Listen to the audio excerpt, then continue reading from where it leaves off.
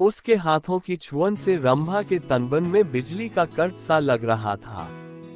वह जोश में आने लगी थी। रंभा के माँ बाप खेतों से शाम को ही घर आते थे, इसलिए उन्हें किसी के आने का डर भी नहीं था।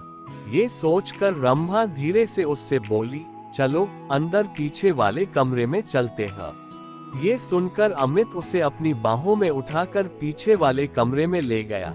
कुछ ही देर में उन दोनों ने वह सब कर लिया जो नहीं करना चाहिए था। जब उन दोनों का मन भर गया तो रंभा ने उसे देशी घी का गर्मा गर्म हलवा बनाकर खिलाया। हलवा खाने के बाद अमित आराम करने के लिए सोने लगा। उसे सोते हुए देखकर फिर रंभा का दिल उसके साथ सोने के लिए मचल उठा। वह उसके ऊपर लेटकर उसे चूमने लगी तो वह उससे बोला, दिल दोबारा मचल उठा है क्या? तुमने मुझे प्यार का चस्का जो लगा दिया है। रंभा ने अमित के कपड़ों को उतारते हुए कहा। इस बार वे कुछ ही देर में प्यार का खेल खेलकर पस्त हो चुके थे, क्योंकि कई बार के प्यार से वे दोनों इतना थक चुके थे कि उन्हें गहरी नींद आने लगी थी। शाम को जब रंभा के माँ बाप अपने खेतों से घर लौटे तो अमित को देखकर खुश हुए। रंभा भी उसकी तारीफ करते नहीं थक रही थी। वह अपने माँ बाप से बोली, अब मैं अमित के साथ रहकर ही शहर में अपनी पढ़ाई पूरी करूंगी। ये सुनकर उसके पिताजी बोले, तुम कल ही इसके साथ शहर चली जाओ, वहां पर खूब दिल लगाकर पढ़ाई करो। जब तुम कुछ पढ़ लिख जाओगी तो तुम्हें कोई अच्छी सी नौकरी मिल जाएगी, तुम्हारी जिंदगी बन जाएगी, फिर किसी अच्छे घर में इसकी शादी कर देंगे।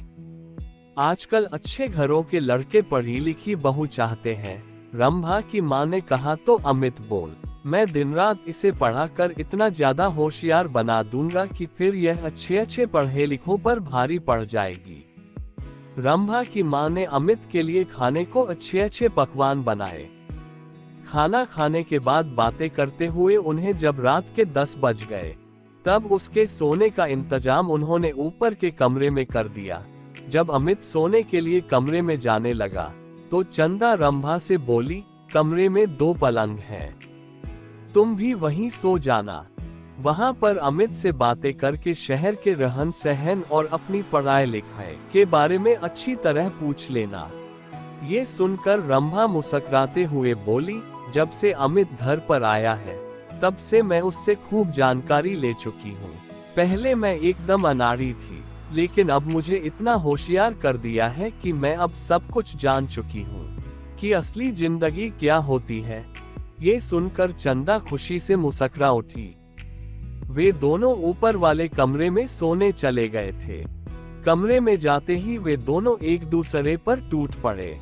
शहर में आकर अमित ने रंभा के लिए नए नए फैशन के कपड़े खरीद दिए, जिन्हें पहनकर वह एकदम फिल्म हीरोइन जैसी फैशनेबल हो गई थी। अमित ने एक कॉलेज में उसका एडमिशन भी करा दिया था। जब उनके कॉलेज खुले तो अमित ने अपने कई अमीर दोस्तों से उसकी दोस्ती करा दी, तो रंभा ने भी अपनी कई सहेलियों से अमित की दोस्ती करा दी।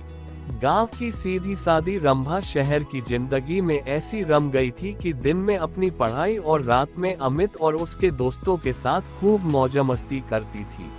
जब रंभा शहर से दूसरी लड़कियों की तरह बनसंवर कर अपने गांव जाती तब सभी लोग उसे देखकर हैरान रह जाते थे। उसे देखकर उसकी दूसरी सहेलियां भी अपने माँ बाप से उसकी तरह शहर में पढ़ने की जिद करके शहर में ही पढ़ने लगी थी। अब अमित उसकी गांव की सहेलियों के साथ भी मौज मस्ती करने लगा था। उसने रंभा की तरह उनको भी प्यार का चस्का जो लगा दिया था।